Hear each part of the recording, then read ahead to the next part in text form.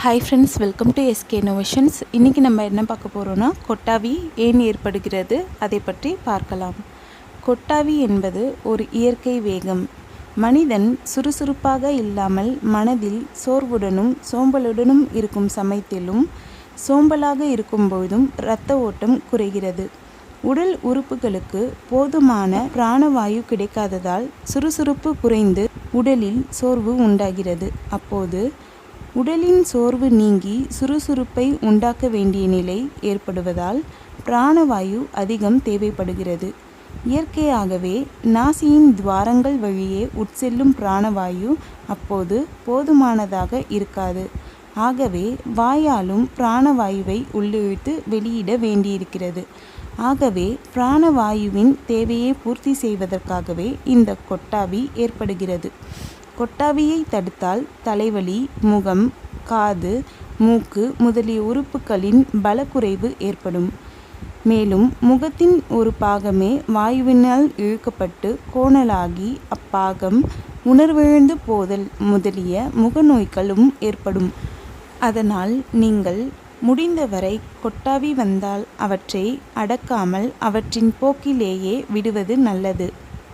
சிலருக்கு காலையில் எழுந்ததிலிருந்து கொட்டாவியாக வந்து கொண்டே இருக்கும். இதனால் பொது இடங்களிலும் வேலை பார்க்கும் இடங்களிலும் தர்ம சங்கடத்திற்கு உள்ளாவார்கள்.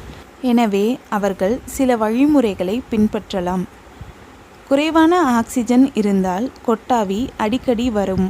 எனவே கொட்டாவி வரும் நேரங்களில் 3 முறை ஆழ்ந்து மூச்சை இழுங்கள். இதனால் உடலுக்கு தேவையான ஆக்சிஜன் போதுமானதாக கிடைக்கும். அடுத்ததாக, சிரிப்பிற்கு கொட்டாவியை தடுக்கும் பண்பு உண்டு. எனவே அடிக்கடி கொட்டாவி வரும் நேரங்களில் நகைச்சுவை வீடியோக்கள் அல்லது ஜோக்குகள் போன்றவற்றை பார்க்கலாம். குறிப்பிட்ட நேர இடைவெளிகளில் சில நிமிடங்கள் நடைபயிற்சி செய்யுங்கள். இது உங்கள் சோம்பலை தடுத்து கொட்டாவி வருவதை நிறுத்தும். உடலின் சோர்வு மற்றும் பசி நேரத்திலும் மற்றும் தூக்கம் வருவதற்கு முன்பும் கொட்டாவி வந்தால் உடலுக்கு நல்ல ஓய்வு தேவை என்று அர்த்தம். இதனை உணர்த்துவதற்கான ஒரு அறிகுறிதான் கொட்டாவி. பெரும்பாலும் குழந்தைகளுக்கு தூக்கம் மற்றும் அசதியின் அறிகுறியே கொட்டாவியாக வருகிறது. வாய், நாக்கு தசைகளை ரிலாக்ஸ் செய்திட கொட்டாவி உதவுகிறது. சலிப்பான சூழல் மற்றும் அலுப்பான சூழலில் அமர்ந்திருக்கும் போதும் ஒருவர் கொட்டாவி விட்டால் அதே மனநிலையை கொண்டவருக்கும் மூளை அனிச்சையாக செயல்பட்டு கொட்டாவியை வரவழைக்கிறது. உதாரணத்திற்கு, பாடம் எடுப்பவர்களுக்கு கொட்டாவி வருவதில்லை. அதை கவனிக்கும் மாணவர்களுக்கே அதிகம் கொட்டாவி வருகிறது. கொட்டாவியின் செயல் ஆக்சிஜனை உள்ளிழுக்கும், கார்பன் டை ஆக்சைடை வெளியில் தள்ளும். இதை செய்ய நுரையீரலுக்கு மூளை ஆணையிடும். எனவே கொட்டாவி என்பது ஒரு நோய் அல்ல, அது ஒரு அறிகுறி மட்டுமே. அடிக்கடி கொட்டாவி வந்தால் நல்ல ஓய்வு மற்றும் தூக்கம் தேவை என்பதுதான் அர்த்தம். 1 மணி நேரம் சிறிய தூக்கம் தூங்குவது நல்லது.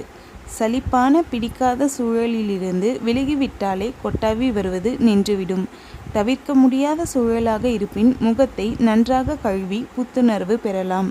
இந்த வீடியோ உங்களுக்கு பிடிச்சிருந்தால் லைக் பண்ணுங்கள், உங்கள் ஃப்ரெண்ட்ஸோடு ஷேர் பண்ணுங்கள், அண்ட் எப்படி இருந்துச்சுன்னு கமெண்ட் பண்ணுங்கள். நம்ம சேனலை ஃபஸ்ட் டைம் பார்க்குறீங்கன்னா மறக்காமல் சப்ஸ்கிரைப் பண்ணுங்கள். அப்படியே பக்கத்தில் இருக்க பெல் ஐக்கனையும் கிளிக் பண்ணிக்கோங்க. அப்போ தான் நான் அப்லோட் பண்ணுற ஒவ்வொரு வீடியோ உங்களுக்கு நோட்டிஃபிகேஷனில் வந்து சேரும். இதே மாதிரி நாளைக்கு இன்னொரு யூஸ்ஃபுல்லான வீடியோ பார்க்கலாம். தேங்க்ஸ் ஃபார் வாட்சிங் ஃப்ரெண்ட்ஸ்.